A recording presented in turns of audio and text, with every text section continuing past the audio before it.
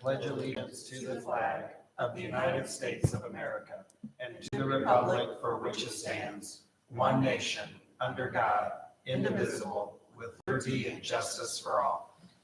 Thank you. Huh? Do we need to wait for the attorney? Oh, there it is. There she is. The attorney. I'll wait till she goes on before we do roll. This is City Untitled. Hi, we just called me word and pledge allegiance. Chris will go ahead and take the roll. Councilmember Rowe, Here. Councilmember Galloway, Here. Councilmember McIntyre, Yes, here. Councilmember Hull, Councilmember Pope, Here. Mayor Johnson. Here. Items on the consent agenda. Minutes from regular meeting number 4 on February 1st, 2022, special meeting number 5 on February 8th, 2022, and special meeting number 6 on February 9th, 2022 as presented. Approved Drug Task Force Burn Grant, JAG grant submission via internet and authorize the mayor to sign all related documents. Accept the proposed engagement letter from Piper Sandler for the consultation related to bond services. Contract for ethanol and diesel fuel by tank wagon delivery. Approve the payment to Computer Information Systems Incorporated for $20,425.93 for a 1-year license renewal and maintenance agreement for the police department's in-house computer software. Approve the repair of flight pump 3127.185.991 for the price of $5,036.40 for the water pollution control facility. Approve the purchase of a 2022 Ram 3500 Crew Cab 4x4 with inverter option in the amount of $53,500 from Stu Hansen Dodge City for the water pollution control facility. Resolution number 23, 2022, authorizing the mayor, the city administrator, and interim director of finance accountant to sign checks and make wire transfers. Resolution number 24, 2022, authorizing the city administrator and interim director of finance accountant to make investment purchases and sales in accordance with the city investment policy. Resolution number 39, 2022, approving a temporary wage rate adjustment for accountant. Beer and/or liquor applications for Albia Road BP at 1340 Albia Road, North Court BP at 1301 North Court, Pennsylvania and Jefferson BP at 1147 North Jefferson, West 2nd and McPherson BP at 1049 West 2nd, Pallister Brothers Brewing Company at 116 North Market Street, Hy-Vee Drug Store at 1140 North Jefferson Street, Uncle Buck's Bar and Grill at 518 Church Street, all applications pending final inspections. Do we have a motion to approve the consent agenda? I move to approve the consent agenda. Second. Councilmember Rowe, Yes. Councilmember Galloway, Yes. Councilmember McIntyre, Yes. Councilmember Pope. Yes. Do we have an approval of tonight's agenda? So moved. Second. Councilmember Rowe, Yes. Councilmember Galloway, Yes. Councilmember McIntyre, Yes. Councilmember Pope. Yes. And the next agenda item is the administrator's report. So Phil, I'll turn it over to you. All right. Thank you, Honorable Mayor. So the item on here is the upcoming budget and the budget update. The first thing I wanted to state was at the last meeting on February 1st, we had set the max tax levy, and that was at the $16.65. In the staff summary, there was a Scrivener's error, and that was addressed and called out at that meeting. So I just wanted to state that the staff summary was had the error in it. The max levy was set at 16.65. That was correct in the resolution and in what was published. So just to everybody is set on that. The other thing is looking ahead to the budget. We need to have that certified by the end of March. Looking at having the public hearing on March 15th and having the date set at the next meeting on March 1st. So there'll be a request to set the public hearing for March 15th. To the council, if there's any other comments, questions, or anything on the budget, please feel free to email myself, give me a call, stop by, and we'll talk about those things, or Tina Yeagers as well. And we're looking at trying to have any of those last minute things by next Tuesday, the 22nd, which gives us time to put together the final documentation to set the public hearing and hold the meeting on the 15th. So if there's any questions about the budget, please feel free to reach out. That was all I had on that. Any questions for Phil? Okay, thank you. The next thing is, anyone in the audience want to talk about anything on tonight's agenda?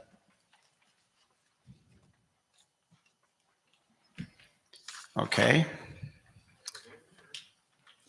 Recommendation of wage and benefits survey. Recommendation submit request for proposals, RFP, to solicit companies to provide a wage and benefits survey. Do we have a motion? Move the recommendations presented. Second. And Barb, I believe you're going to take this. Yes, sir. Thank you very much. So one of the things that we've had a lot of conversations about, and this is the kind of formal presentation of, is looking at a wage and benefit study for all of our employees within the city. There's a couple things I want to touch on. I want to give you some current employment statistics, kind of how we got where we are, why we're talking about this now. I want to talk about what our current structure is and what those concerns are within that. And then at the end, there are 2 asks that we will have of council for that.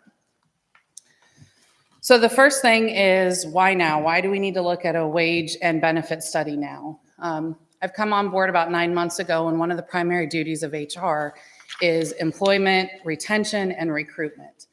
So one of the things that we've talked a lot about is wage and benefits. And I hear this a lot from whether it's our current employees or it's our potential employees. We hear a lot about this.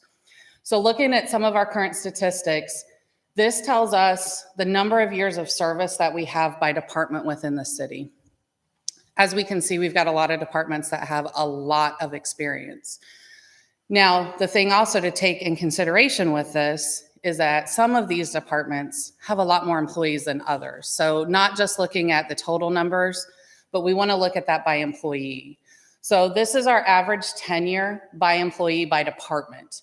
The average tenure for the city is 10.5 years. So that means that each employee averages about 10.5 years of tenure with our city.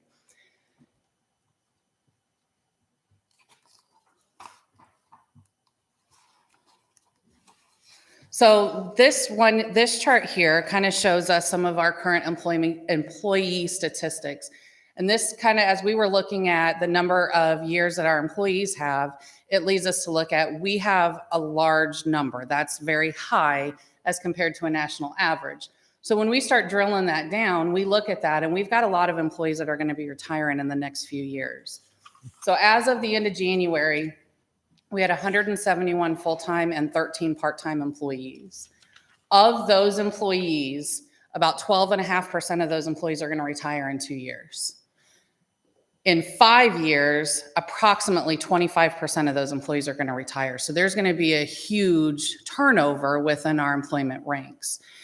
This tells us, like, now is the prime opportunity. Let's take a look at what our benefit packages are. Let's take a look at what our wages are. What are we going to do to not only keep the employees that we have, but also to attract new employees? Again, since I've been here in the last 9 months, I've hired for 17 different positions, and that does not include fire and police. The only reason that fire and police are not included in that is because it's just a different hiring process. With civil service, that's just a different process that's not included in that. Of those 17 positions that I've hired for, only 4 of those people have retired. So when we look at that past slide, and we're going to lose approximately 25% of our workforce, that's just due to retirement. As we look at people taking higher paid jobs, people having different things within their family, whatever reason, that number is just going to continue to grow. Of those 17 positions, we've had 56 total applicants, which is an average of about 3.3 applications per position, which when we look at industry standards, that's very low. We've heard from some of our applicants, the first question I always get is, well, what's your wage? What's your benefit package? And we've heard from some of them that when you look at that combined, that it is rather low. And so they're not interested in even applying. So there is a demographic, or there is a group of people that are out there that aren't even applying for our positions just due to the fact of our benefits and our wages that are there. Can I ask a question? Yeah. For the positions that aren't covered under collective bargaining, how are those positions advertised? So there's a couple of different ways. It is a pretty long, drawn out process. If it is covered under collective bargaining, we have to post it internally for 3 days to allow any one who would hold seniority to actually sign up for those positions. So it's advertised, it's posted internally for 3 days. If after that point we don't have anyone that qualifies, they've held seniority before, or they're on a civil service list, we have to start the process to do a civil service list. Within that, it goes to, we review the job description, we get everything together, like the department head, myself, and then we send it to the city administrator to review all of that. It then goes to our clerk, who advertises it. We also advertise it on LinkedIn, on Indeed, and on Facebook as well. That's about a 3-week process. The sweet spot for advertising is about 2.5 weeks to put a position out there. That gives people time to get their resumes and things together. So about 3 weeks to advertise, then we do testing for it. Once that testing is completed, then goes to the Civil Service Commission for approval of the list, and then it comes to council for approval of that list. At that point, we can then do interviews. So it is a rather long, drawn-out process. And I kind of touch on that a little bit here in just a few minutes, that all of that is actually under review. Those are things that we really want to look at and see what can we do to try and shorten that span, because it just takes way too long. Thank you. So this is just something for us to think about. I think we've all heard this time and time again, some of our national employment statistics. In January, it was noted that inflation rose 7%, which is the highest since 1982. And we're all feeling it, whether it's at the grocery store, whether it's at the gas pumps, going out to eat, absolutely everything. Wages are increasing, or prices are increasing. The flip side of that is then, what are our salaries doing? In the state of Iowa, they are averaging anywhere from 4 to 10% increases. So again, as we look at that, as we look at even keeping our existing employees, we have to address this. It's something that we absolutely have to address moving forward. So kind of to the point, Rick, of your question earlier about what are we doing? We are reviewing our current hiring practices. We are trying to pinpoint everything, kind of using the Six Sigma philosophy of, let's get everything out, let's figure out what we're doing, and where can we make some of those changes. The Civil Service Commission is very on board with making some changes that we need to make. We've talked with department heads, we've even talked with city administrator about what are some of those processes that maybe were put in there at one point in time that are no longer needed. The other thing with UKG, with our new HRIS that we have, they have a module which is a recruiting module. And so what that will do is it's going to digitize everything recruiting wise for us. Currently, everything is a paper application and everything is tracked manually. With UKG, it'll actually give us a larger reach. So not only just maybe what we put on Indeed or just what we put on Facebook, it can actually reach a number of people out in our nation, not just maybe locally here. It's ease of service. You don't have to upload a resume, and then hand type everything out again. It will actually take all of that information from the resume, put it into the application. As soon as that's done, it'll actually send an email to our city clerk, to the HR department, and also the department head that, hey, you have an applicant. It allows us to be able to track that process all the way through. The other thing with that recruiting module is we're going to have analytics that we've never had before. We've never been able to track, time in status when we're looking at applications. This is going to give us that data. And so we're going to be able to take that and really streamline some of our processes. The other thing that we're doing that I forgot to mention in the current hiring practices is we are looking at all of our job descriptions. A lot of our job descriptions have not been updated since 2007, 2008, 2009.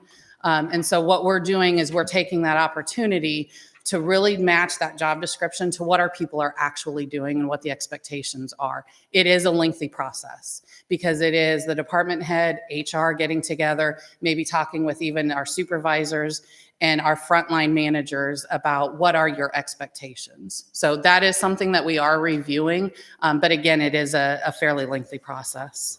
Will the whole civil service hiring process be able to be folded into UKG, or is that still going to Yes. have to be separate? No, we can do all of that into UKG. There's a way that they can build the system for us that we will have one process for anything civil service and union related, and then we will have something that would be what we consider like unrepresented.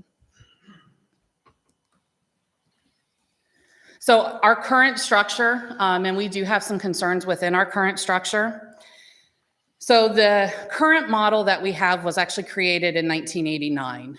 It was then reviewed in 2009.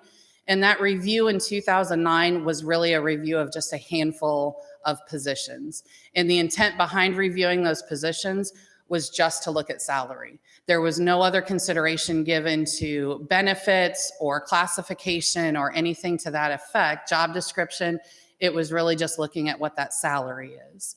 So as we look at that, it's given there's two different plans within that pay plan that was created.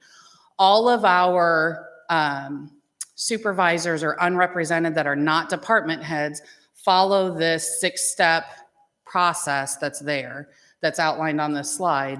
And it is purely based on tenure. There is nothing built into our plan that is based on merit.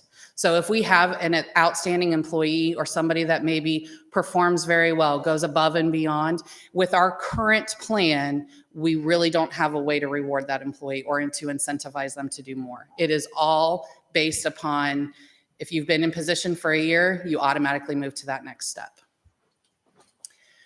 The other part of that is our department heads are listed on there, and that is simply as our department heads and what their current salary is. We have no history on what that would have been, maybe what a range would be. Even as we look at if we were to hire a new department head, again, there's no range to say, well, based upon their qualifications, if we look at a parks director or something to that effect, there's no range there to say this is what they should be within. With this current model that we do have, we've had some issues with pay compression. As we do take in the past, as we have looked at different classifications of our employees, we may have raised what those cost or what that salary is with no consideration for maybe other people that are very similar in job or even those supervisors. So at this point, we do have supervisors that right now there's no incentive to become a supervisor because the people they're supervising are making more than them. And that is apparent all through the city. In all of our departments, we really need to be able to separate that and be able to incentivize to develop people to want to take those next levels. As we saw, given the tenure that we have, we're going to need some new managers. We're going to need some new supervisors. The other thing with that is we've made cuts through the years. We've added additional duties to our people, and we've not taken that into consideration with compensation. So when we do make a cut, whether it is in our parks department or it is in our public works department, that work has to go somewhere. And so our people that have stayed and the people that are here, they get that additional work added to them. There's no additional compensation there for that. So that is something I have heard a lot of since I've been here. And again, I would say that this runs rampant through the entire city. The other thing with it is consistency. This plan was built back in 1989. We do have a lot of people that still are here from that time. However, this has never been followed consistently from the department to department. So the intent and my hope for HR is that we can help train our department heads, train our supervisors, and we can really work to make this something consistent. Again, so that way we don't have one department getting something, possibly another department getting something else. The other concern, and this kind of goes along with what I had looked at before. So there's a report that the Bureau of Labor and Statistics puts out every 2 years. The last report came out in January of 2020. and the median employee tenure is 4.1 years. Workers aged 55 to 64, it's 9.9 years. That further goes right along with what we talked about before, an our tenure of 10 and a half. Workers aged 25 to 34, their average time at a job is 2.8 years. So currently, right, again, as of January 20th, employees are switching jobs on average every 3 to 5 years. We have to make sure that we have an attractive package to be able to keep our employees here, entice them to stay longer, but then also make sure that we are able to get new employees too. Another concern is benefits. One of the other things that I hear a lot of is, well, we've added this or we've added that, but that's not truly what we want. One of the things that is done quite often, so the Society for Human Resource Management, which is SHRM, they actually do a benefit study every year. And this was done as of January of this year, and they published this and said that these are the top 6 benefits that employers viewed as most important, which aligned with what was our employees were saying. Healthcare, of course, is number 1. Flexible work is number 2. Leave, family-friendly, wellness, and retirement are right along there. We hear a lot from our employees that, do we have tuition reimbursement? Do we have short-term or long-term disability? Is there pet insurance? Different things like that that employees are asking about that they want.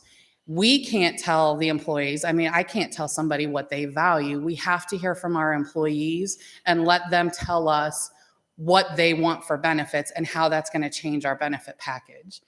And I want to make something very, very clear. The intent behind this is not to take any benefits away from our employees. It's not to chop anything. It's not to take away something that they've earned, but we want to make sure that they find it valuable. There's no point in offering a wellness program or a membership to a gym if nobody's going to use it. So we need to hear from the employees, what is it that they want? And we need to be able to combine that all so that way we can come up with a package. Would you, I'm sorry, go ahead. I was just going to say, so as you're looking at benefit concerns for now, as you look to attract a younger demographic too, are you looking at what's important to that demographic too? Like I instantly think daycare, what is the daycare situation, especially in a town like Ottumwa? So are we looking to not just think of the employees now, especially when we have I want to think about the employees now too. I'm just saying, as we bring people into, are we being forward thinking also? Absolutely. We have to. We have to be able to do that and to get that data that's out there from the employee demographic maybe that we don't have. We absolutely have to, because otherwise we're not going to attract anybody. Is your thought that it would be helpful at some point to survey all the employees to see what kind of benefits they do want? Yes, and that's actually part of the RFP that we want to request, is to have that company talk to our employees, sit down and talk with them and find out what is it that they want. Pull that data, kind of to Kara's point of, in that younger demographic, what is it that's important to that group of people. One of the other things that we looked at is these are starting wages locally. So as we look at our lifeguards or our seasonal help general laborers, our wages for those starting positions are fairly low. Our current lifeguards make $10 an hour, where I just saw a sign at Hy-Vee that they were hiring for much more than that. Taco Bell by 2024 is going to be hiring at $15 an hour to start. Hobby Lobby is at $18.50 an hour. Sherwin-Williams at $14.50 an hour. So as we look at what our local starting wages are, we have to be competitive with that. Otherwise, we're not going to get employees to come and do that work. We're not going to be able to get our streets fixed. We're not going to be able to snowplow or do those different things. We have to be able to compete locally, which currently we're not able to. There was a salary survey that was put out by the League of Cities. I think it was in October or November of last year. And they are partnering with the University of Iowa. Their intent behind that is to take a look at 28 standardized roles within the cities.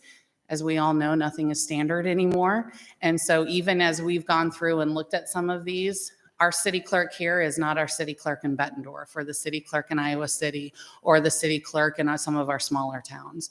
So there is data, and these are the positions that the League of Cities is collecting data on that we have. But again, job descriptions are not taken into account with this. So a question may come up, well, we can just use that data that the League of Cities provides and not spend the money to do this, but we're not comparing apples to apples. It is absolutely apples to oranges with this. We could use it as a guide and maybe a starting place to have a conversation, but it's not data that we could depend upon to truly make a decision. Hey, Barb, I got a couple comments if I could. Yeah, I strongly agree with the paying the employees more, looking at the different salaries and keeping them here long term. But I think this is also a national problem too. They, like, the average person lives in 7 different or moves every 7 years. You know, there's some people here that's lived in their house for 30. You know, as the world changes, you know, we're all going to have to change.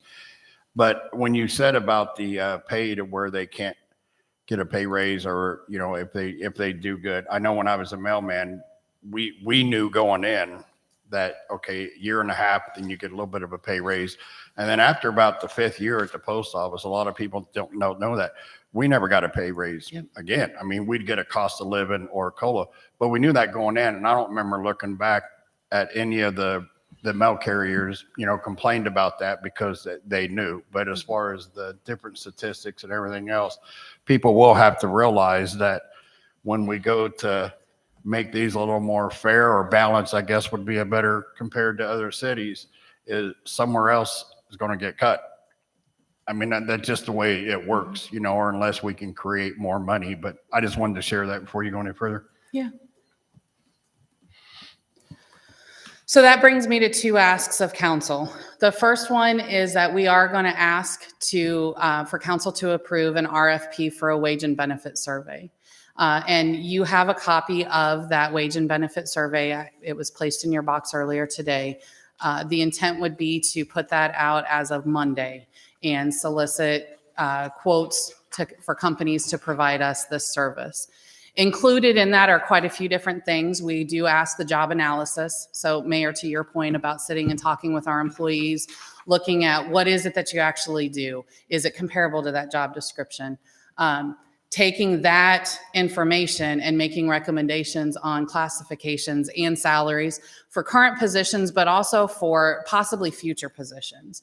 The intent behind this would be to really take a look at our structure as a whole and comparing it to whether it's other cities, other industries that are similar, different things like that that can be done, and maybe making some recommendations, whether it's restructure, whether it's adding a position, maybe taking this, maybe we don't need it in this department, but maybe it's good over here.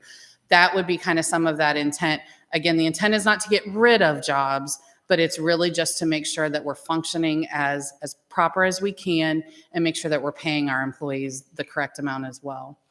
Also within that is reviewing our company benefits, not only our health benefits, our dental benefits, but looking at whether it's sick and vacation accruals, maybe looking at, you know, short-term or long-term disability, what's out there that our employees do want and things that we could do.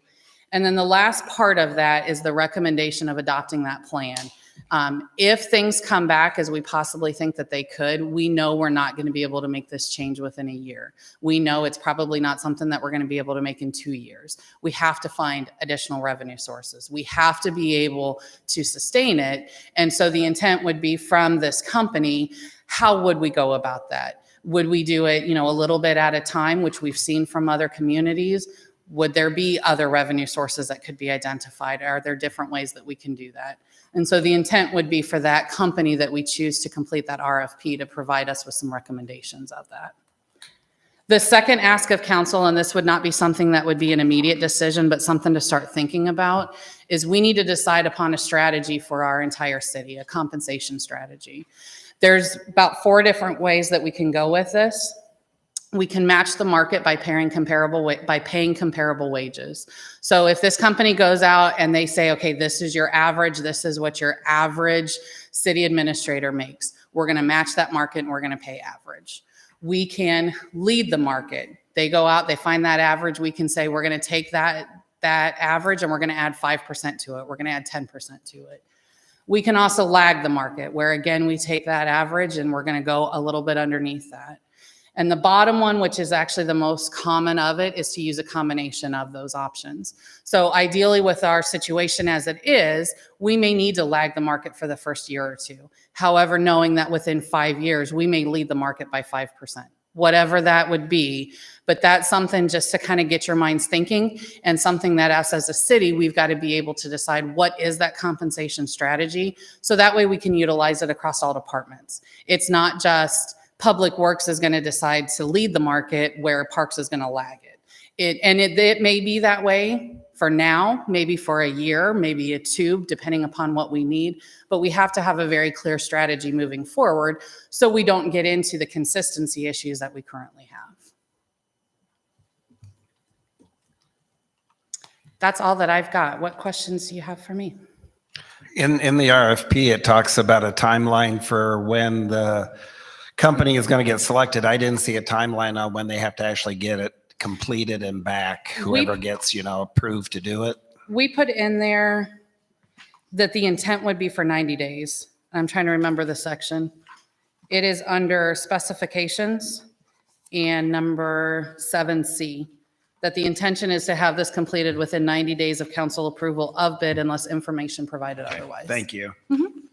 Quick question, probably not really necessarily related to the study itself. How often do you have employees sign off on their job descriptions? Anytime we do we hire somebody or promote someone into a position, we do have them sign off on that now. So I'll pick on the police department here. A police officer that stayed in the same role for 15 years, they don't sign a new job description periodically? We have not, that's not been a common practice. It's something that we do look to try and do. Okay. And this is not a reflection on you. I know you haven't been here that long, but this is actually something that we discussed about 4 years ago. Not only reviewing the job descriptions, because many of them, I agree, many of the job descriptions are highly antiquated at this point.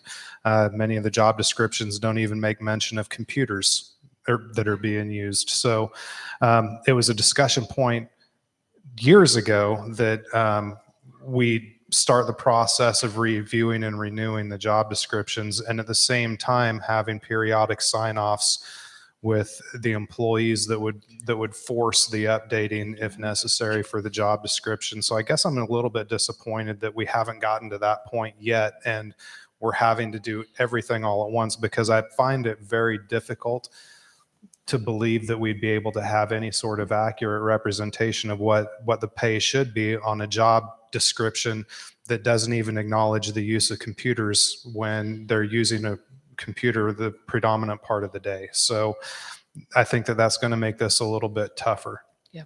And the second question that I have, which is another thing that was talked about around the same time, was succession planning. Mm-hmm. Does the city utilize that for their roles up through the ranks?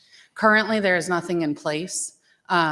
That is something that once we get this recruitment module done with UKG, we are going to look to revamp all of our performance reviews as well as succession planning, because UKG will actually provide a module for that. And that's something that we absolutely have talked about, and it's on the calendar to do. It's just not there yet. Because that's actually another concern that I have is, if you have a young public works employee that really, has the desire to be Larry Seals at someday, and I don't know why they would ever want to be Larry Seals someday, but if they do want to move into that position, they have absolutely no guidance on paper to know how to do that. So the intent really would be, and city administrator and I've talked about this a lot, we'd love to start that succession planning and the performance reviews and management training and really working with our employees to get to that point. I'm really focusing on that foundation right now and trying to build up to that. Absolutely. When did you say you were going to start that? After what, and you complete what in UKG? The recruiting module. How long do you think that'll take? I don't know, simply because we just turned in the discovery document, and so they have to build the system based on what our needs are, and we do not have a timeline for that yet. My concern, and it goes back to Mark's point too, is that, in a year or 2 years, if, we're still kind of getting that built or still struggling, working out the bugs, I should say. My concern is then we still don't have that succession plan. We still don't have management training, things like that. And so when you say we're going to wait till UKG and we get it into UKG, it makes me a little bit nervous. Again, back to Mark's point. And then when I look at the ages to retire, the length, their years to retire, that makes me really nervous. Understandable.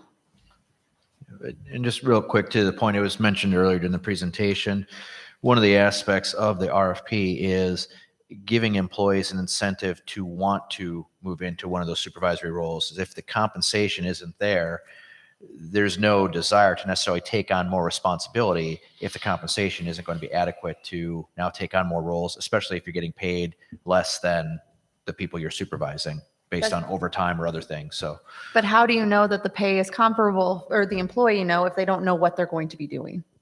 So that's where back to the succession plan, right. Well, no, yeah. And that's, yes. So there are levels of succession planning that are happening now as far as employees being trained on different things or whatever else. Again, it's a desire to move into a position that may become open because they see that, well, if I stay what I'm doing, I know what I'm doing, I'm getting overtime. With the overtime, I'm now making more than this position would be in the supervisory role. Why would I take that on, the extra headaches, the extra whatever else, if I'm going to get paid less? So we do still work. I mean, within law enforcement, they work on different aspects of training. Within public works, there's different skills that are learned and things that would do that. The parts of the succession planning that we are still working to build out would be some of those supervisory things, some of those soft skills that wouldn't be necessary to move into that role to make sure somebody is adequately trained for that next step. And I misspoke, and thank you, Phil, for that. I mean, the departments are doing things. There's no formalized succession planning for the city as a whole. But yes, so thank you. I misspoke on that. Anyone have any other questions for Barb? No, mine is just it was mentioned 4 years ago and we haven't moved forward. Now I see a vision where we could move forward with this all and looking at the whole, the future would look like. Now I can see a vision. Before it was a little blurry, but now I can see a vision. So thank you, Barb, for pointing this out for us.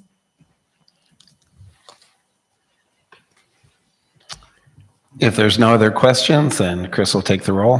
Councilmember Rowe? Yes. Councilmember Galloway? Yes. Councilmember McIntyre? Yes. Councilmember Pope? Yes. Thank you. Thank you, Barb. Informational update, sidewalk drop and detectable warning installation program. Recommendation, department report on sidewalk drop and detectable warning installation program. Do we have a motion? So moved. Second. And Larry, I believe you're going to take this one. Thank you, Mayor, Council. After our last meeting where we closed one of the sidewalk contracts, there was questions about how did we get where we were. What I wanted to do is kind of back up and maybe give a little historical view and maybe some of the background information. So I'll just start for the general public with the staff summary. And in order for the city to be compliant and receive STP and HBP funding through the DOT, we must meet requirements of the Title II of the Americans with Disability Act of 1990, also known as the ADA Act. Section 504 of the Rehabilitation Act of 73 and the associated federal regulations that implement these laws. Under these regulations, the city has to provide ADA compliant curb ramps at all intersections and sidewalks with public streets under its jurisdiction, where we were also required to develop and submit a transition plan that meets the requirements of 28 CRF 25.15 Section D.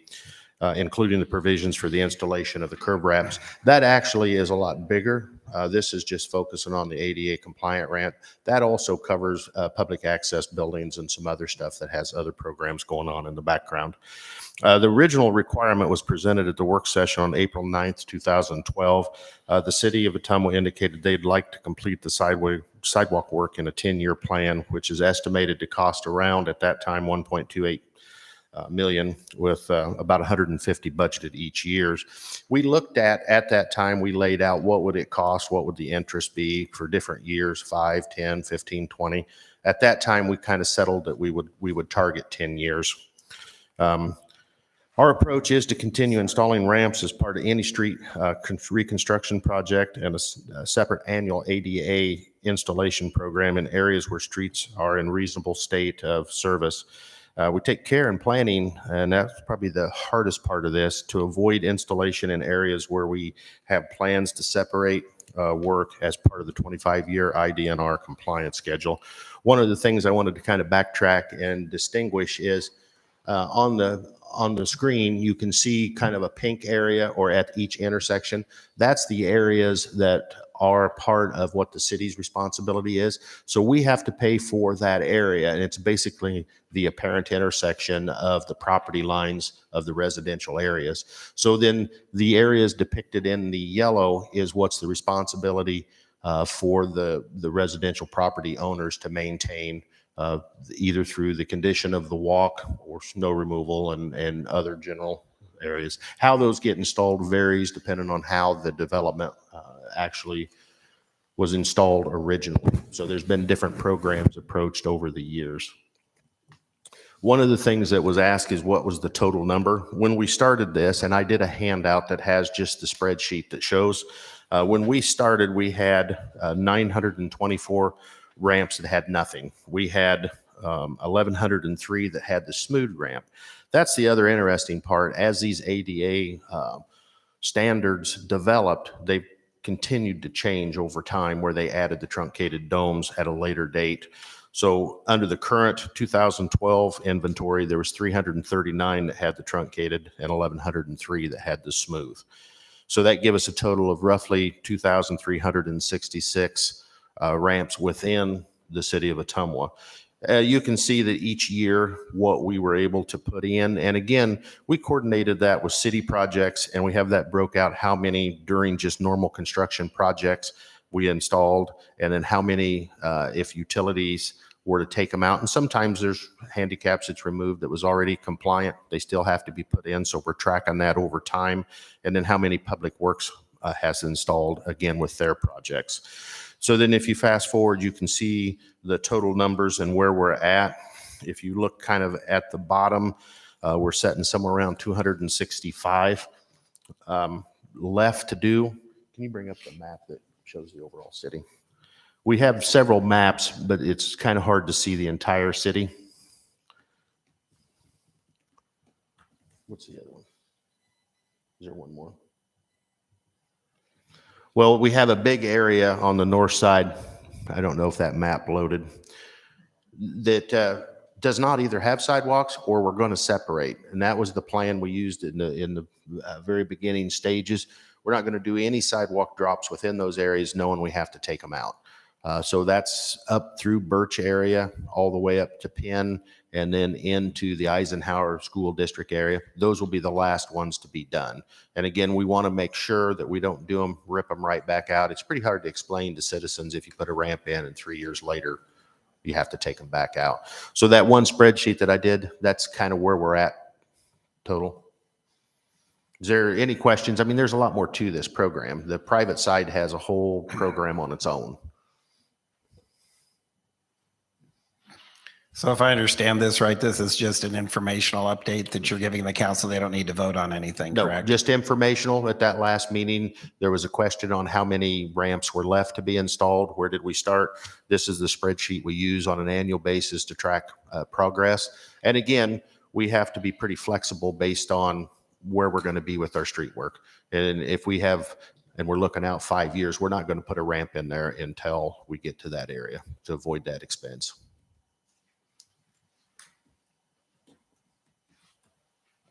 Any other questions for Larry? Thank you for the update, Larry. Yes, thank you.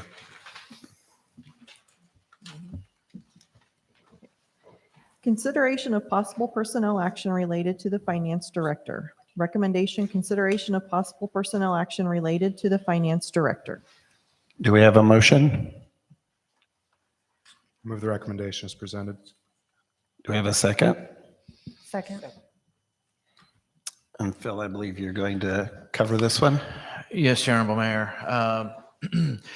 Based upon information that was provided to City Council at the previous special meeting and legal counsel's ability to negotiate an agreement regarding separation and general release, I am respectfully requesting the City Council to approve and authorize the mayor to sign the previously stated agreement. And would look for a motion to that effect.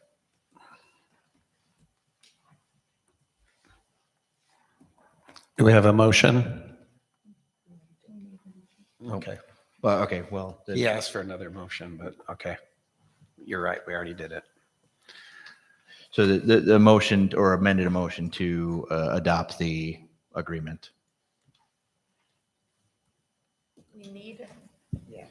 Can you clarify that for me, Phil? I'm sorry. Yeah, it was more of a general, this was a consideration of the possible personnel action. This is more specifically, the action requested is to adopt and to have authorize the mayor to sign the stated agreement.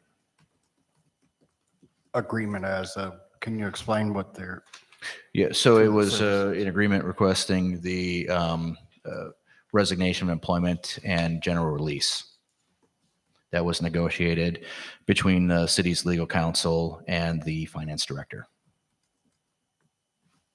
And her legal counsel, correct? Correct, yeah.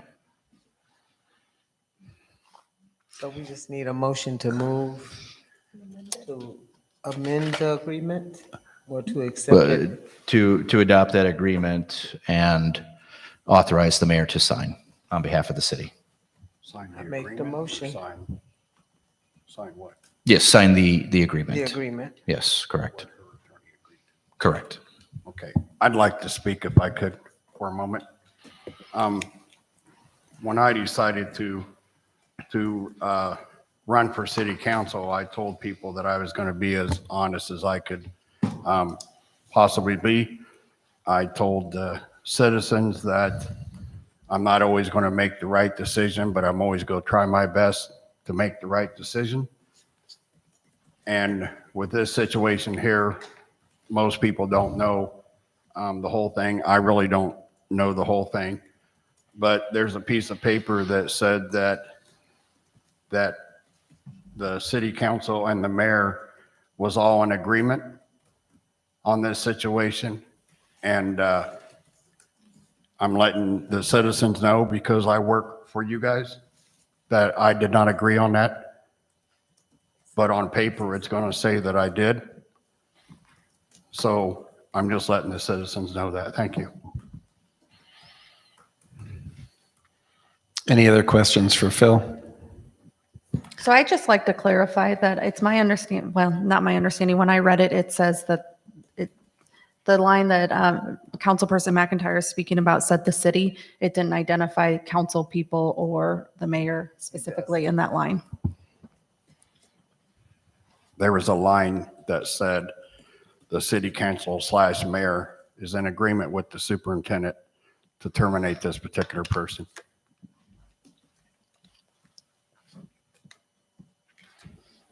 I'll make a motion. Oh, go ahead, Phil. No, I was just saying, the agreement before you is a resignation of employment and general release. It's not a termination. I'll make the amended motion. I'll second it. So are we voting on? Any further discussion before Chris takes the roll? Yes. Could you repeat that, Phil? I need to state it specifically. Requesting a motion to approve the agreement and authorize the mayor to sign the stated agreement. So I make a motion, requesting a motion to approve the amended agreement and authorize the mayor to sign. I second. Any further questions? If not, Chris will take the roll. Councilmember Rowe, Yes. Councilmember Galloway, Yes. Councilmember McIntyre, Yes. Councilmember Pope. Yes.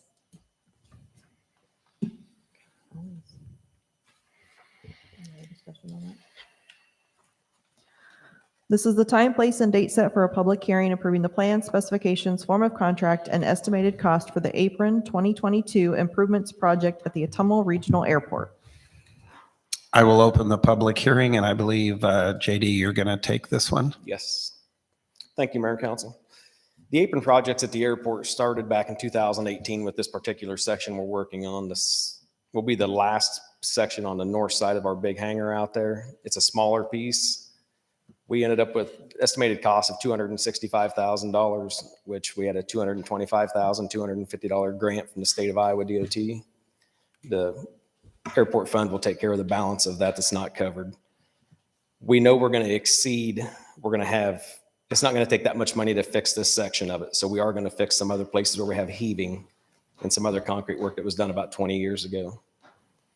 But that's pretty much all I've got. I mean, the bids are going to be opened on March 4th, and we'll bring it back to council on March 15th. Anybody got any questions?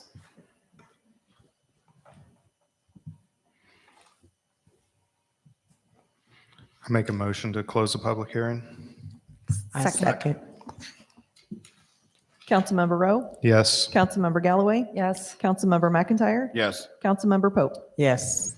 Resolution number 26, 2022, approving the plan, specifications, form of contract, and estimated cost for the Apron 2022 improvements project at the Ottumwa Regional Airport. Recommendation pass and adopt resolution number 26, 2022. Do we have a motion? Move the recommendation as presented. Is there a second? Second. Any further discussion? Chris, go ahead and take the roll. Councilmember Rowe, Yes. Councilmember Galloway, Yes. Councilmember McIntyre, Yes. Councilmember Pope. Yes. Resolution number 16, 2022, adopting the 2022 Ottumwa Housing Plan. Recommendation pass and adopt resolution number 16, 2022. Do we have a motion? Move the recommendation as presented. Have a second? Second. And Zach, I believe this one's yours. Thank you, Mayor. Thank you, Council. I did want to talk a little bit about the housing study. I've put together some slides. I'll probably go through them fairly quickly since we do have another 14 or so resolutions tonight. But it is a big deal. Legacy Foundation really got the ball rolling on this study. They selected RDG Planning and Design to complete the study. They paid for the study, and they also helped to organize the steering committee that oversaw that study, which I also got to serve on. The 2020 comprehensive plan had a specific action item that called for us to complete an updated housing study. Our housing study was about 8 years old at the time that we were able to complete this one. It took about a full year, included public input from surveys, focus groups, some targeted surveys, including a survey of landlords. And I want to go through just a few things that were found in the study.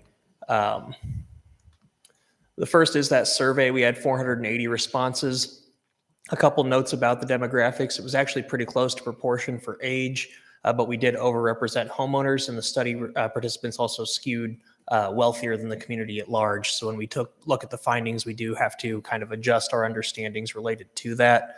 And we'll look at just a couple of things that were found in that study. The first was pretty broad support for some of the interventions that we've already made or want to make, including support for public funding for greater code enforcement, public funding for removing dilapidated housing, and also public funding for housing rehabilitation, all scoring above 60% support. On the right there is a question that was asked, which of these products do you think would be successful? Would you support in Ottumwa?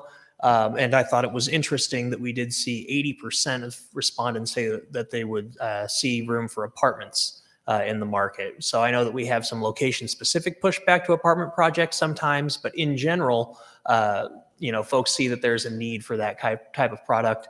But even more than that, folks are really interested in seeing affordable single-family homes, mid-sized single-family homes, independent options for seniors, and medium-density things like townhouses and duplexes. Lower support for some of the larger type products that are, large subdivisions with a suburban feel where you've got a large lot, 4 or more bedroom homes. Not as much support for that type of product in Ottumwa. A couple things about the data. I only pulled out 2 graphs, although there were about 7 that I wanted to.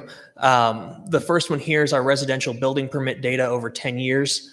And if you take anything away today, one of the things I'd want you to take away is that we've averaged 5 permits for new single-family dwellings every year over the last 10 years, and we've averaged 4 demolitions of those types of homes every year. So we've only had a net of 1 single-family home every year. That's with our population going up 500 in the last census, and with seeing new employment opportunities, things like that. That's not a pace that's going to work. We're going to have to do better than that to achieve the goals that we have for quality of life and economic development. The second graph that I did select just to highlight tonight is this one. I think this is probably one of the most important things in the study. A lot of times in the study, you're going to see something referred to as missing middle. And this graph really shows that. That refers to a phenomenon we have in our housing market where we have a lot of units that are at least technically affordable to lower income families, but we don't have very many for middle income families. And as a result, higher earners have to compete with lower earners for the same homes, and that drives up the price, which makes our poorer community, or our poorer neighbors are more cost burdened. A lot of folks in Ottumwa will pay more than 35% of their income for housing, which is what we consider to be cost burdened. And the other side of that is that for the higher earning folks, they don't have the housing on the market that is what really meets their needs. They're unsatisfied, which causes them to either move on out of town, or to be frustrated with what they have. And we really want to reduce that friction, and we want to reduce the mechanism that's raising the cost burden for our residents. And then this here, this sort of matrix shows the projected demand for housing in different types, broken out by price point and also owner versus renter. And we do have needs in all categories over the next 10 years, and a total need of 498, round that up, 500 new units over the next 10 years. And we're going to come back to that 500 number later on. So the study does have some recommendations as well. The first one is to target our incentives and opportunities to specific areas. And there's a map in the study that really shows the community broken up into a few different types of areas. The first is neighborhood conservation. This includes our historic districts, and these are the areas where valuation data and windshield surveys tell us that properties are declining, and we don't want those neighborhoods to continue in that direction, so we should pay special attention to reversing that trend. The second is rehabilitation areas. These are the areas with aging housing stock and a greater degree of blight, and the study recommends focusing a larger share of resources there. And then the third are the areas that are targeted for redevelopment. And these are areas where they'd be suitable for and are maybe already in the pipeline for transformative redevelopment. So that would include the project area on Alta Vista. It would also include the Bonita project. It would include the area around the current rail port, where we're looking at a relocation and freeing that space up for mixed use and residential development along the river, but also the Walsh School property out on McCarroll as well. One recommendation is to ramp up a nonprofit developer like Rippling Waters. A nonprofit developer can fill a gap where the private market isn't working. And there are 2 specific areas the study calls out as being fertile opportunities for Rippling Waters, and that would be a purchase rehab resale program. Rippling Waters already completed their first project in this area, rehabbing a house on Willard last year. And then the second is infill development that's medium density. And that's also the second recommendation in the study, is to incentivize medium density infill across the board. Infill developments, development on vacant lots that are in existing communities. So not a new greenfield development, but where we have this sort of Swiss cheese neighborhoods where we've taken down a house here and there, and the block has a big hole in it, filling that, but not just filling it with one unit, but where it really works, filling it with some medium density duplexes or a duplex with an accessory dwelling unit, some things like that. And the study recommends making some zoning code updates that would make that easier, and also developing prototypes and identifying gap financing for that kind of development. And there are 2 projects in the CIP for this year that would develop those prototypes and also incentivize demonstration projects for medium density infill. The third area is gap financing. One of the biggest barriers, especially what we hear from developers and bankers, is the cost between what something will appraise after it's constructed and the actual cost it takes to build it. If that doesn't pencil out, it's not going to get built. And so identifying pools of funding, community development lenders, and other incentives that we can provide to close that gap is part of the study. And there's some recommendations around that. And there's also some things that we want to really hit the ground running with that are also part of our priorities for ARPA and CIP this year in the planning department. Fourth is a neighborhood community campaign to build a sense of pride, place, identity, and ownership in our neighborhoods throughout Ottumwa. With a few exceptions, growing up here, I've always sensed that Ottumwa was a little bit of a north side, south side, but not necessarily a collection of neighborhoods. And so building a sense of place in our neighborhoods, creating the organized structures where the folks can collaborate and also socialize and all those things together, and also build tools where we can get information out to neighborhoods about things like our Healthy Neighbors program and other things like that as part of a healthy neighborhood system. And finally is workforce development. The study does identify a long-term interest in developing a labor pipeline for the skilled building trades. And it has 2 specific recommendations, which are working with Ottumwa High School and working with Indian Hills as they continue to build their programs. And so just a note about the direction forward, I'm really encouraged as a result of this study. We've already had a lot of community partners come together, including 2 of the council members who've stepped up to serve on what's called Mission 500. And it's a group of community partners whose mission is to build those 500 units in the next 10 years. And staff's also preparing 2 ordinance changes based on the study that we're going to be bringing to council in March to really, I think in the titles it even says, simplify and incentivize the development of housing. And then finally, we did, like I said, have some requests in the budgeting for ARPA and CIP to do some programming to execute specifically these recommendations. But that's the study. This resolution would just adopt the study. It would say, this is the game plan that we want to all carry forward. And I hope that the council would support that and give us the direction and give us the brief to carry on and get this work done. I guess the only comment I'd have is I have read the housing study, and as you indicated, it's a very detailed and very good study, and it really does dovetail nice with the city's 2040 strategic plan regarding housing needs. So I think it's a great report. I'm glad Legacy went ahead and pushed for that study to be done. Anybody have any questions, comments for Zach? No, I was just wondering, Zach, what is being done on we talk about north and south side. What is being done on the east and the west side of town? Because those are some entryways where people come into our town and they're not beautified. So we just can't work on the core. We have to work on the outer as well. Yeah. Yep, I absolutely agree with that. I know that especially the west side coming into town is the one that Google Maps always seems to give folks, and it's not necessarily the one that we would take people on ourselves if it were a tour. So I know the one item in the comprehensive plan was to target areas for canvassing for code enforcement, and that's something we're trying to program around. But also, like the study says, those gateway areas are identified either for neighborhood conservation or rehabilitation, and targeting those areas when we look at incentives or opportunities we're going to provide for improvements. We want to make sure that those get broadcasted out to those folks and we give them first choice. So. Thank you. I'd just like to say, Zach, I was in that meeting yesterday and you ran a really good meeting, and I wanted to thank you for that. I learned a lot, and it's a very interesting thing to get involved in. Thank you. Any other questions, comments for Zach? If not, Chris will take the roll. Councilmember Rowe, Yes. Councilmember Galloway, Yes. Councilmember McIntyre, Yes. Councilmember Pope. Yes. Resolution number 21, 2022, approving a dockless shared motorized scooter operating and license agreement with Bird Rides Incorporated and authorizing the mayor to sign and execute said agreement. Recommendation pass and adopt resolution number 21, 2022. Do we have a motion? I move. So moved. Is there a second? Second. Okay, I believe, Zach, this one's yours as well. Thank you, Mayor.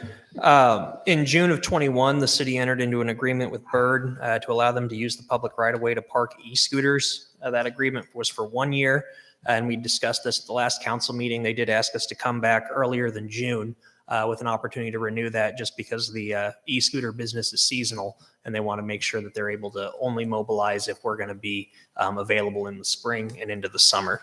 And this resolution would extend that agreement for an additional 2 years. There'd be no other change to the terms, and those terms were put together with the help of our legal folks to protect our interests and to make sure that we have the liability question sorted out. One thing that we did do in making this decision is we really aggressively pursued some public feedback and in some new ways, and I want to share the feedback that we got as a part of this project as well. And that feedback came from 4 places. 2 were things that Bird provided directly to us. They had some data about their rides, but they also had pushed out a survey to their customers, and we're going to look at some of that data. We also put a survey on our website that we pushed on social media, and we got a pretty good response. And then I also worked with our new Zen City platform that we're just getting into, and it was just a small amount of interaction with that, but this will help to kind of hopefully show what power that tool can give us to understand public engagement better. So going into that ride data, there were 7,500 total rides in 2021 with Bird in that season, which wasn't even a full year season. And that was for a total of 17,000 miles. And for perspective, that's more than from here to the Winter Olympics in Beijing and back again. That's quite a number of miles traveled. So this heat map will show by far downtown's the most popular area, but we do have some use kind of throughout the community. Bird also shared their user survey. They pushed this in November of 21, and they had 59 responses. In that survey, they asked the purpose of the most recent trip on Bird, and the vast majority of that is for fun and leisure. But I did see on that there were about 7 or 8% of people who said that they used Bird to get to work on their most recent trip, which is interesting. And it makes you think maybe about how downtown really is a neighborhood in and of itself, and maybe there's folks that are using Bird to get around from their apartment downtown to where they work downtown. Another question they asked was if they visited a local business on that trip. 41% said yes. And going into that 41%, they asked, did having access to Bird make you more likely to visit that business? And 70% said yes. So there's certainly a share of people who made a trip visiting and patronizing a local business that they might not have made without the program. And that's encouraging, I guess, to seeing how it can be part of our economic development, or at least recreation quality of life program. And then if Bird didn't exist, how would you have gotten to your destination? A lot of folks either wouldn't have taken the trip or they would have drove. And if it is getting folks on trips they wouldn't have otherwise taken, that's certainly something worth consideration. And then the last question it asked was what would be the most important investment the city could make to improve service? And none of these are things that we're going to recommend doing right away, but it was interesting to see this and just to put it on the radar. More bike lanes was by far the most popular. Just making sure that there was a sheltered, safe place to ride where you were away from traffic was important to the riders. And we'll see later it was also important to minimize friction with traffic for the community in general. So going to the city website survey, we pushed this out January 26th through February 14th, and we had 115 participants respond to that just off of a couple Facebook posts and a link to our website. So that's quite a bit of use on that. And this is the first time we've used the survey tool on the website. I'm excited to see how we're going to use that going forward. We asked what concerns do folks have with bird scooters in the right of way. The biggest issue was unsafe riding on the street. And I think that there's some overlap there between the riders who would like to have a more sheltered bike lane and the folks driving that would like to maybe have less friction with the scooters as well. But we also saw a pretty large group, over 30, that said they had none of these issues. But really, why we asked this question was so that we would have something we could share with Bird if we do adopt this agreement, and we give them direction on some things that we want to see them work to improve. And if we put this survey out again next time, we'd like to see, these numbers go down. We also asked folks what they would see as the benefits from bird scooters in the right of way, and we did have fewer people say that they saw no benefits. Even the folks who said that they didn't support the program acknowledged at least some benefits, especially enjoyment of the trails and entertainment for young people and new options for transportation. And then we asked if folks thought the city should renew its agreement with Bird. 71% yes, 29% no. And then we asked how folks felt about allowing Bird to continue using the right of way. And that's over 50%, either very positive or mostly positive, about a quarter in that neutral, and then about a quarter in that negative. And then with Zen City, so Zen City's able to look at the social media space, I guess, and identify trends or see what's being said out there. A lot of these are comments that were posted on the city's Facebook page, or comments underneath the post that we had made, things like that. And it gave us a sense of, what folks were motivated enough to talk about on social media. And then Zen City had also pushed out a survey and aggregated and analyzed some of that feedback. They surveyed 77 respondents on a different survey, and a majority also said that the scooters were fun and enabled people to enjoy downtown, while others did express concerns about clutter and safety. The social media comments were generally positive, and this is a quote from their report. There's a high degree of support among survey respondents for the e-scooter program, as many feel that it's a fun activity that helps residents enjoy Ottumwa's downtown and trails. Open-ended responses also reveal safety concerns, including underage use, improper docking, inhibiting sidewalk accessibility, and reckless steering of e-scooters that could cause accidents. And that really lines up with the feedback we saw everywhere. So just the key observations here at the end of the feedback section. A majority of folks do support continuing the program, more positive reaction than negative. But we did have some issues that we can raise with Bird, especially around blocking the sidewalks and riding unsafe in the streets. And then there is the potential that there's some economic benefit from this, riders making trips they wouldn't otherwise make and visiting businesses they wouldn't necessarily otherwise visit.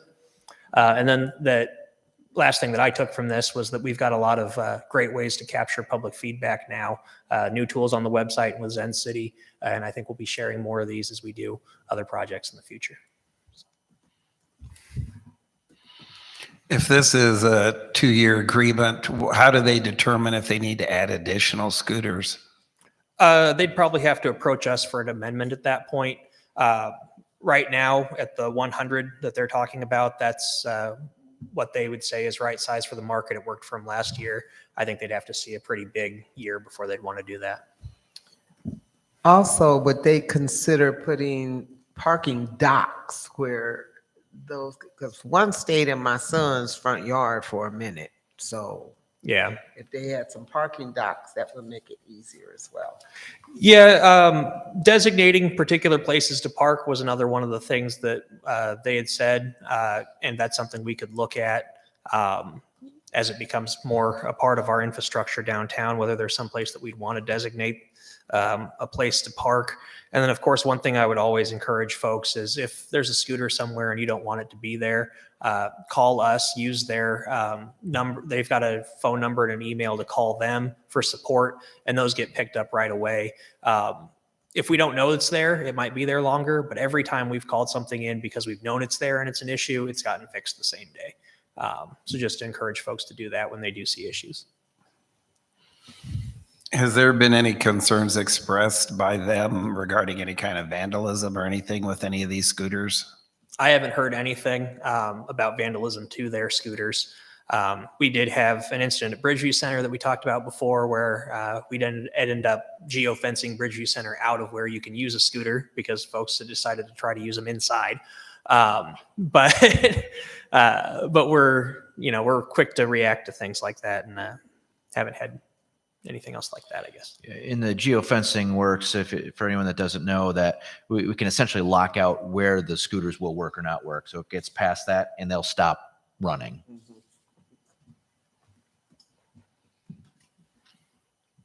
Any other questions for Zach? If not, Chris will take the roll. Councilmember Rowe? Yes. Councilmember Galloway? Yes. Councilmember McIntyre? Yes. Councilmember Pope? Yes. Thank you, Zach. Resolution number 25, 2022, adopting the Local Human Rights Commission's Organizational Framework Models Guide. Recommendation pass and adopt resolution number 25, 2022. Do we have a motion? So moved. Is there a second? Second. And I believe Phil's going to cover this. I will. Just getting to my staff summary here. So essentially, this is one of the things that was identified in our comprehensive plan.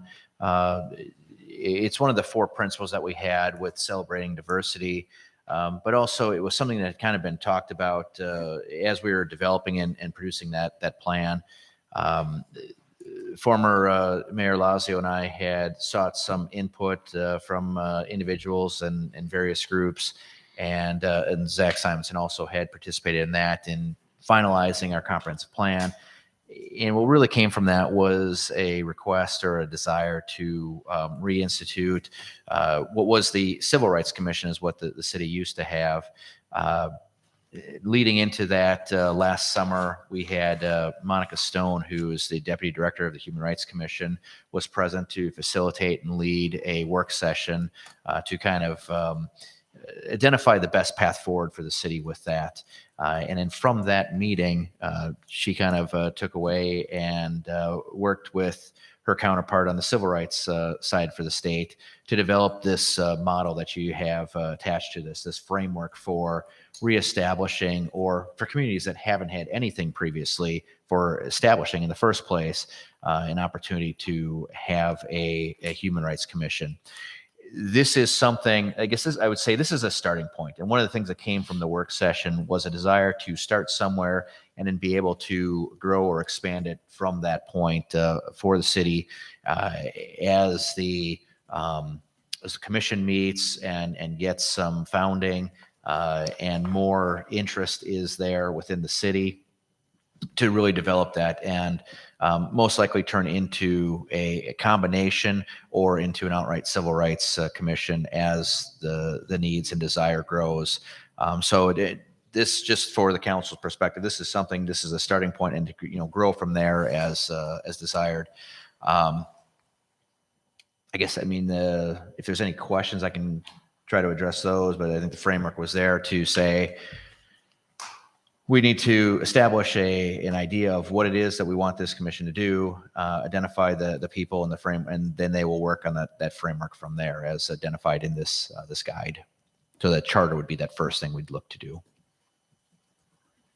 I just have one or a couple quick things to say. First off, I'm glad to see that this is in front of us and that we are looking to approve this. I know over the last year, a lot of work has gone into getting us to this point from a lot of, a lot of great committed citizens. And so I'm glad to see it coming. And I'm also glad to hear you say that this is a starting point, because I know that in our meetings prior to getting here, that was one of the concerns, is we kind of we're struggling to be on the same page. So I'm glad to see that we're here, and I'm encouraged to hear that this is a starting point.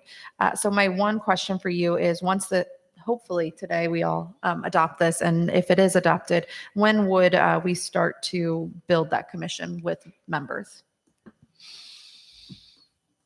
I didn't have the date specific to that, but I'd say sooner rather than later. Identifying the charter as to what that is, presenting that to council, and part of that charter identifies how many members that makes up, things like that. So I would say we'll probably want to get through the budget process this next month, and then after that, that would be top priority. Great.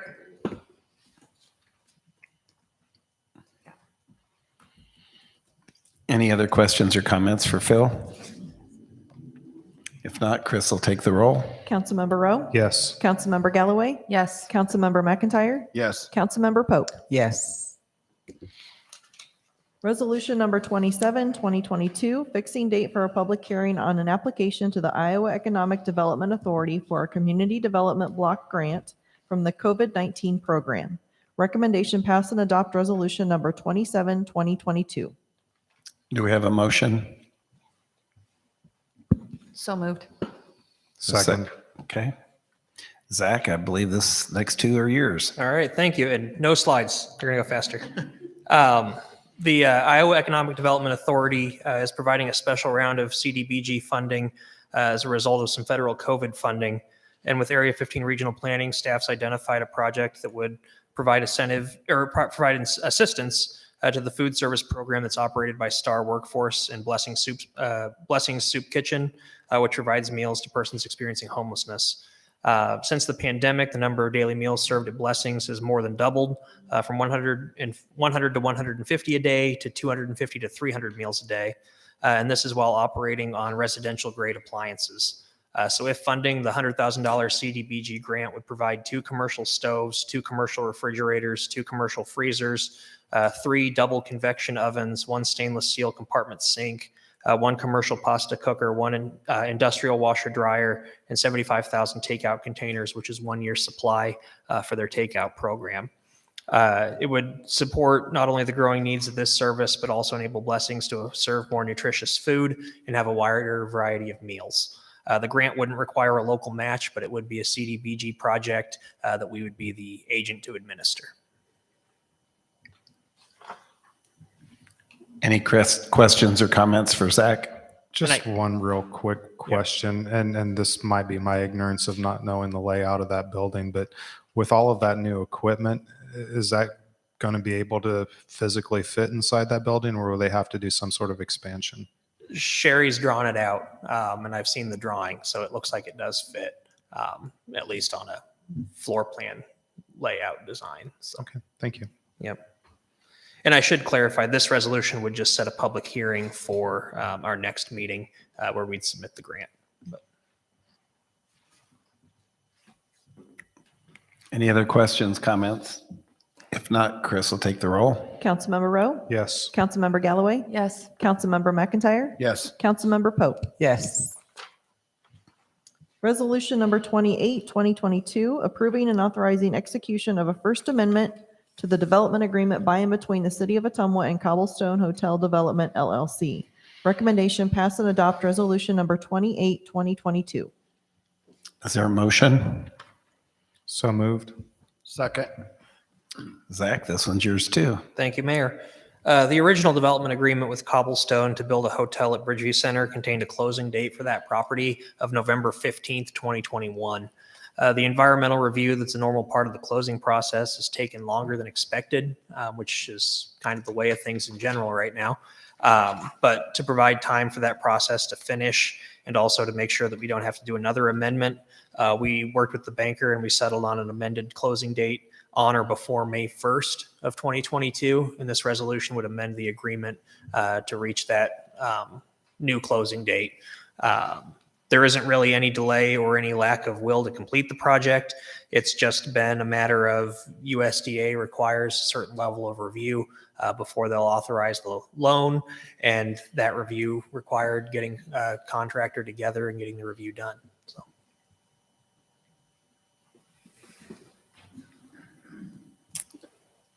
Chris, go ahead and take the roll.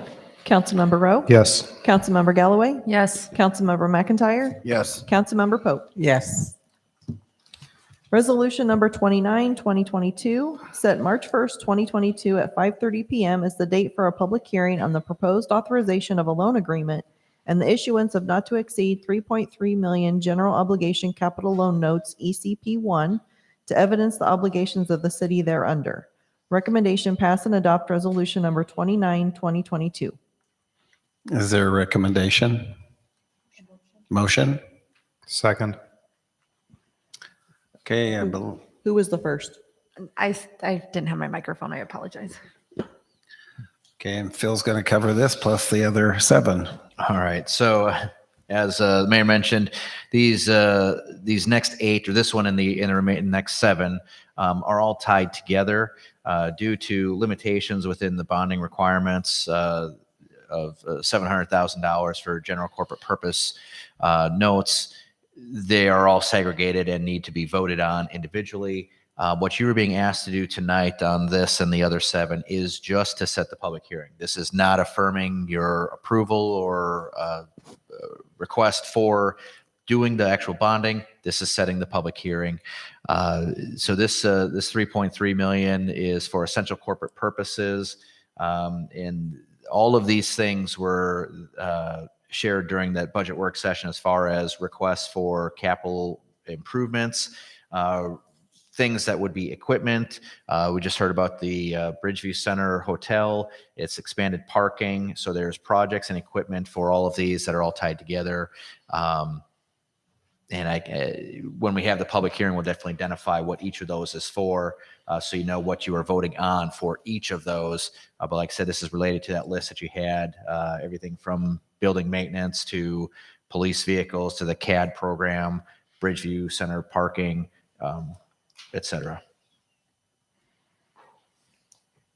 And again, this is just to set the public hearing for March 1st. Any questions for Phil? If not, Chris will take the roll. Councilmember Rowe? Yes. Councilmember Galloway? Yes. Councilmember McIntyre? Yes. Councilmember Pope? Yes. Resolution number 30, 2022, set March 1st, 2022 at 5:30 PM as the date for a public hearing on the proposed authorization of a loan agreement and the issuance of not to exceed 700,000 general obligation capital loan notes, GCP2, to evidence the obligations of the city thereunder. Recommendation, pass and adopt resolution number 30, 2022. Do we have a motion? So moved. Second. Phil?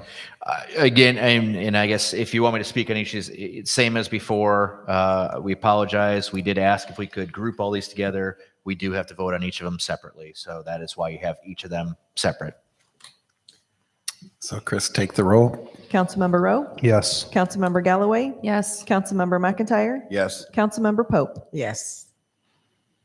Resolution number 31, 2022, set March 1st, 2022 at 5:30 PM as the date for a public hearing on the proposed authorization of a loan agreement and the issuance of not to exceed 700,000 general obligation capital loan notes, GCP3, to evidence the obligations of the city thereunder. Recommendation, pass and adopt resolution number 31, 2022.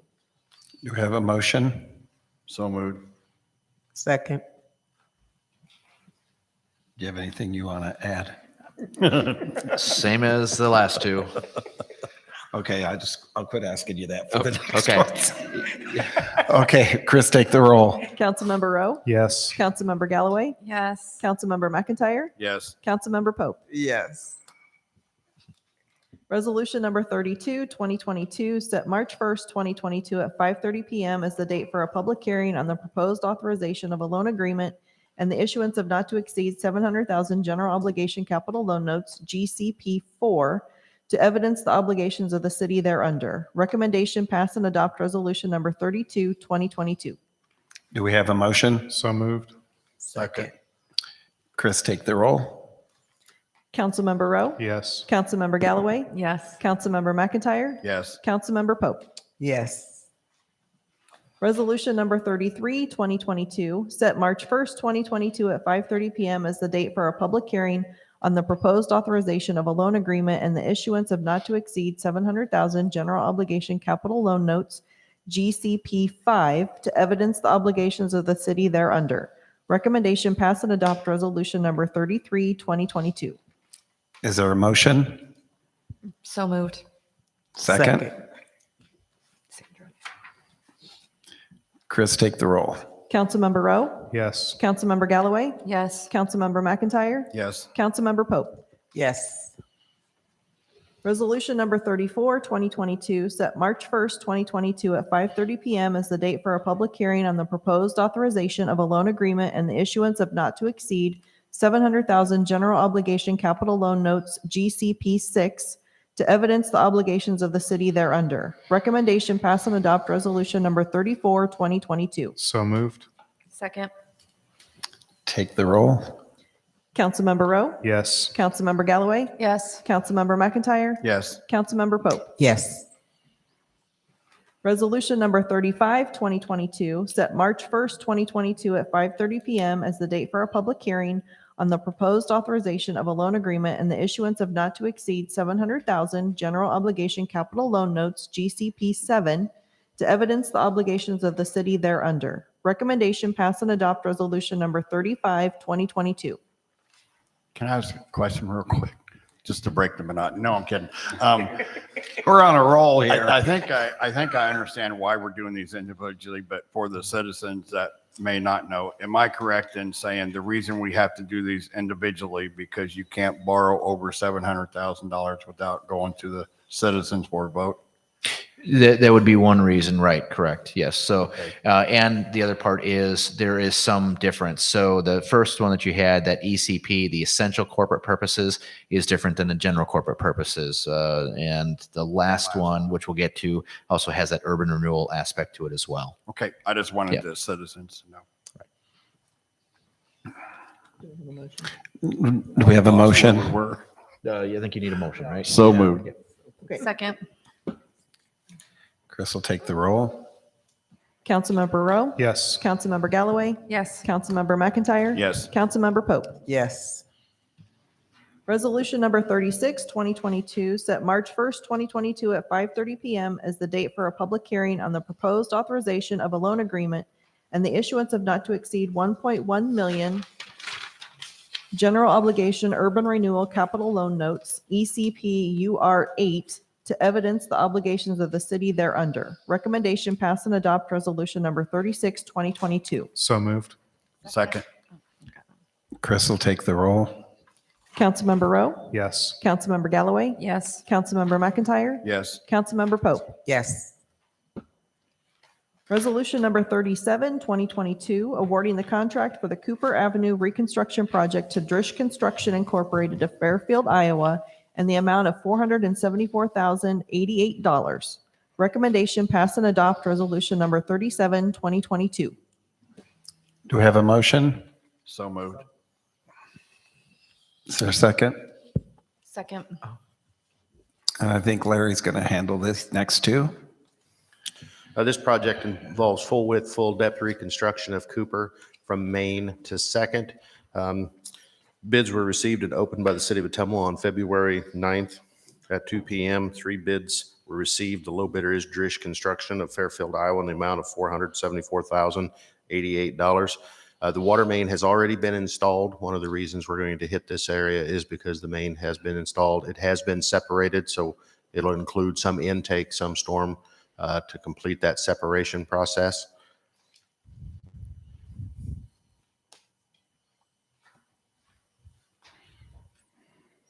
Any questions for Larry? If not, Chris will take the roll. Councilmember Rowe? Yes. Councilmember Galloway? Yes. Councilmember McIntyre? Yes. Councilmember Pope? Yes. Resolution number 38, 2022, awarding the contract for the Lillian Street reconstruction project to Drish Construction Incorporated of Fairfield, Iowa, and the amount of $660,619.50. Recommendation, pass and adopt resolution number 38, 2022.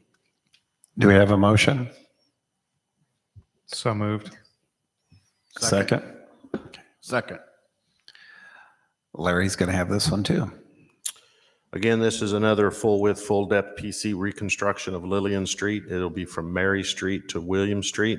The work will include the ADA compliant handicap drops, storm and sanitary sewer improvements. We have worked with Ottumwa Water and Hydro. We had an alternate bid item in the bid. They have requested that we go ahead and use that and install it, so that'll become part of the contract. They will reimburse us for that work. Bids were received and opened by the city of Ottumwa on February 9th at 2 p.m. 3 bids were received. The low bidder again is Drish Construction of Fairfield, Iowa, in the amount of $160,619.50. And the alternate bid item would be $160,567.50, and again, would be reimbursed by Ottumwa Water and Hydro. Larry, for council's sake, can you explain the difference between the bidding and the alternate bidding? They were not sure, depending on the prices that we received, if they wanted to install that water main at this time.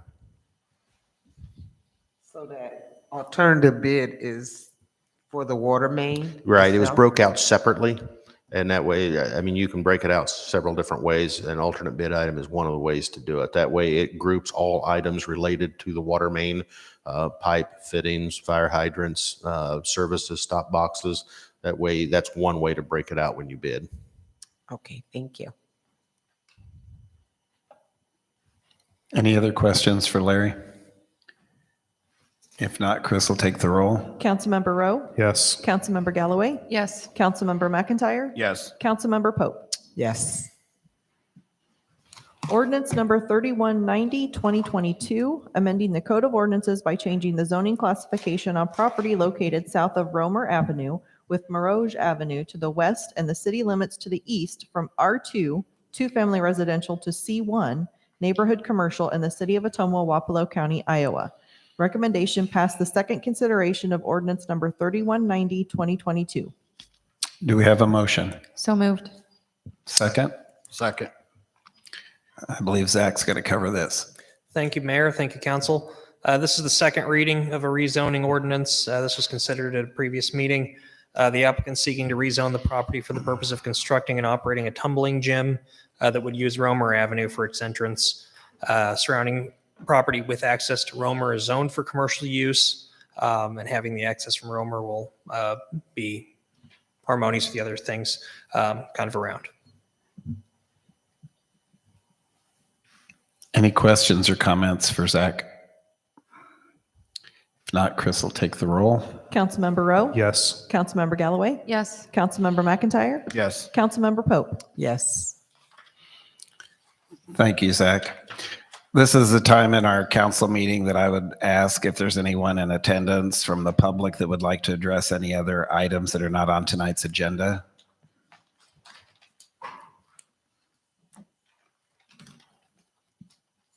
If not, we have no other business, so I would ask for a motion for adjournment. Make a motion, we adjourn the meeting. A second. Councilmember Rowe, Yes. Councilmember Galloway, Yes. Councilmember McIntyre, Yes. Councilmember Pope. Yes. Thank you, everyone, for attending our council meeting tonight.